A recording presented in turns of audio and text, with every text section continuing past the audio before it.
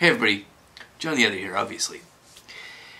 Now, for people who've been reading what I write on A Voice for Men, you'll already be aware that I'm in the middle of a project, analyzing, I guess would be the word, a book written by a feminist professor of law at the University of Ottawa, Elizabeth Sheehy.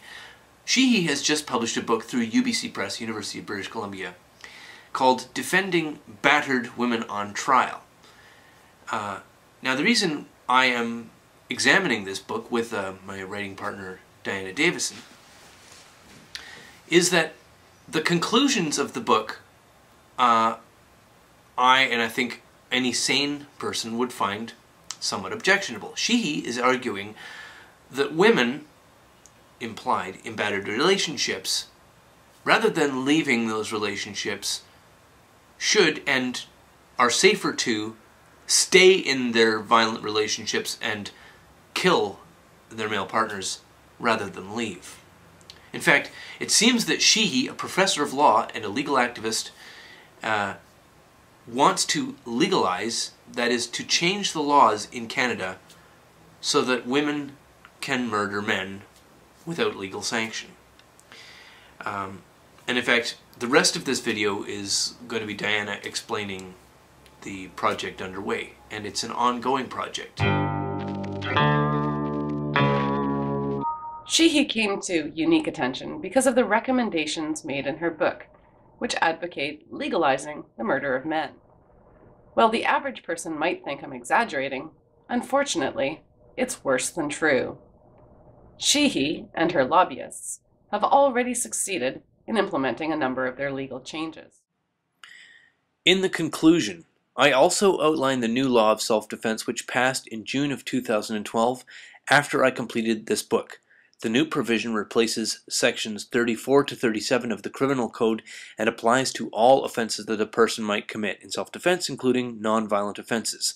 Found on page 17 of Defending Battered Women on Trial, published January 2014 by Elizabeth Sheehy. What is uber special about Elizabeth Sheehy is that she compiled all of the feminist agenda and rhetoric into a single place, so that it can't hide behind singular statements issued from court case to court case. The results are stunning. Even the mainstream said, "You got some splaining to do." John the Other and I are writing a book-sized reply that calls to account Elizabeth Sheehy, the Women's Legal Education and Action Fund, the Elizabeth Fry Societies, and other feminist organizations who have intervened in Canadian court cases to set the legal precedents which advance their goals. Understand, Elizabeth Sheehy is not just a crazy feminist. She is a lawyer who teaches at the University of Ottawa. She teaches law. She's been granted an honorary doctorate in law and been given an award by the Canadian Bar Association in recognition of her work advancing women's legal issues. We are not talking about some Twitter twat here. The beautiful thing about Sheehy is her weaselly nature. In fact, when John first brought her to my attention, I thought, meh, another crazy bitch advocating for the murder of men, so what's new? But when she responded to criticism saying that her book wasn't actually her own opinion, my ears perked up. Is it an appropriate expenditure of taxpayer dollars to prosecute battered women at full tilt in light of the compassionate response of Canadian judges and jurors who hear all the evidence? Quoted from the National Post, link in the low bar. What slimy intellectual dishonesty is this? When confronted with the contentiousness of her conclusions in the book, Sheehy claimed that they were not her opinions. She was merely reporting the decisions made by elected judges and juries of our peers. So, Sheehy is saying that she doesn't think it's okay to murder men while they sleep. We think that. We, in Elizabeth's scenario, is me, John, and the rest of the Canadian public. After all, juries of our peers are actually representative of us. Because of her inability to be accountable for her own words and opinions, I've read the book, so I assure you she is not interested in either the law or the truth. Sheehy has opened up the issue to the Canadian public for response. She wrote this book for the common person, read woman, so that they would understand their fellow citizens will not convict them of murder if they kill their spouses. I'm not too keen on letting Sheehy tell me what my opinion as a Canadian citizen is. But I'm thankful that we don't have to be lawyers to enter the debate anymore. Right after claiming that the book isn't her own opinion, perspective, or conclusion, Sheehy stated in an interview that she was aware the book would be controversial and that she was ready for the response. Professor Sheehy claims she is ready for the public's response. Good. I don't think Elizabeth Sheehy has ever had to deal with people like me or John the Other. One of the nice things about not being an academic is that I don't have to be nice. I don't have to be polite. I don't have to play political games to keep my job or stay in some posh circle of friends. I don't have to kiss academic ass to get what I want. And I've got lots of time on my hands because I don't require much sleep. Elizabeth Sheehy may have a bunch of degrees, but I've got the internet. On the journey towards helping Sheehy find a new career, we will be able to discuss many topics that arise from her ridiculous assertions. For example, she advises that it's safer for women to stay in abusive relationships and kill their partners than it is for them to leave. She advises that women who have so-called battered wife syndrome have no discernible, predictable characteristics, but instead of that making them a dangerous sort of psycho, it makes them a vulnerable type of victim who shouldn't have to even prove that they are actually battered. She claims that women play no part in the development of abusive relationships, and that she doesn't need to study battered men to be an expert on battered women. Yet she asserts that battered women do not participate in reciprocal violence. She advises that this book of hers is also a guide for defense lawyers wanting to get their clients off a murder charge. And the book quite carefully goes through the tricks and ploys utilized by successful lawyers in the past. In her presentation, it becomes brutally obvious that Sheehy has no interest in the truth, only in what got the woman acquitted. She characterizes the legal antics as clever performances. That is why I believe Sheehy is not actually a lawyer.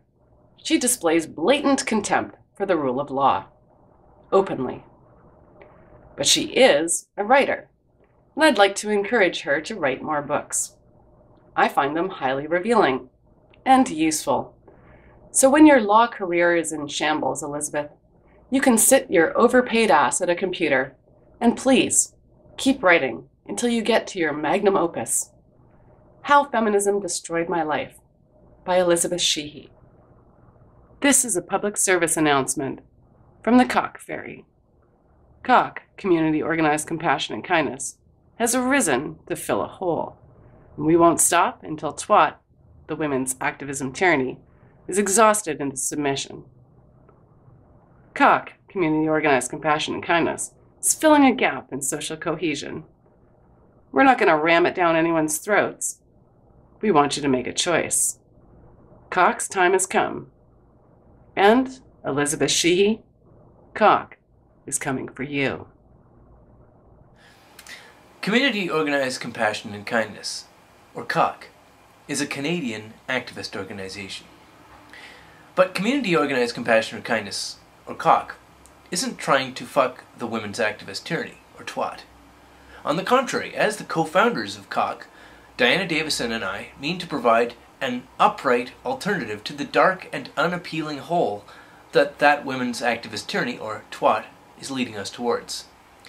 But COC isn't about being limp or passive.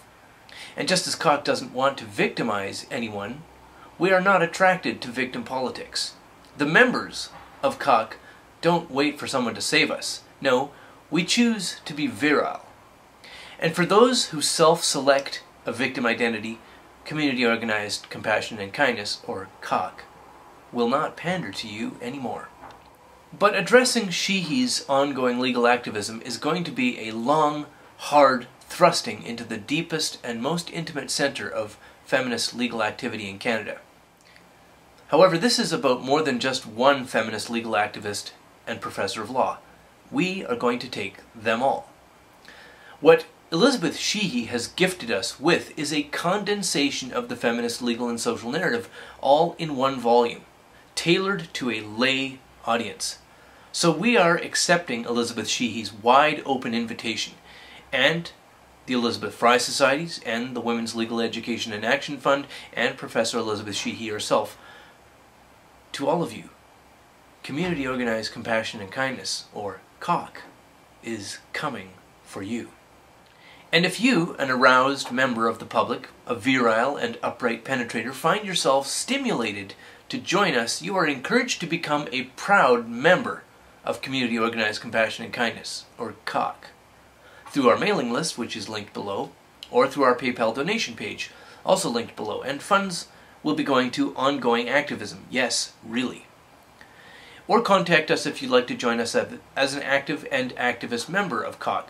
The contact information for both of us through the organization will be also in the down below description bar.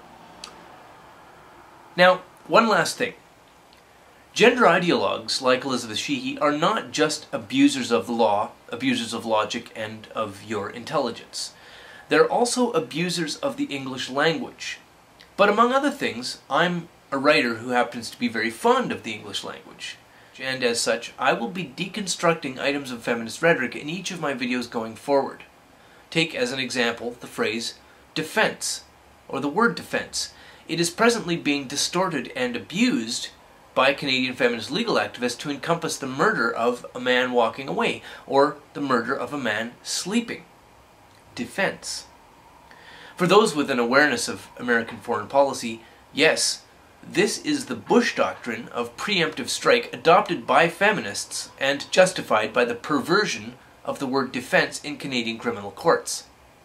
So I'm asking you to suggest words or phrases abused by gender ideologues, and I will address those phrases, identify the implied and the overt falsehoods, and publicly disarm them as weapons of rhetoric. Now, this is the first time I've asked for this kind of a suggestion or feedback, so I actually don't know if I'm going to be inundated by suggestions or not. But I will be doing videos deconstructing the phrases suggested to me, as well as publishing those deconstructions in article format, along with credits to the suggestors. And that's all I have to say for today. And I do have to apologize, there was so little substance in this video. I will try for something a little more content heavy next week. And thanks very much for watching, and have a great day.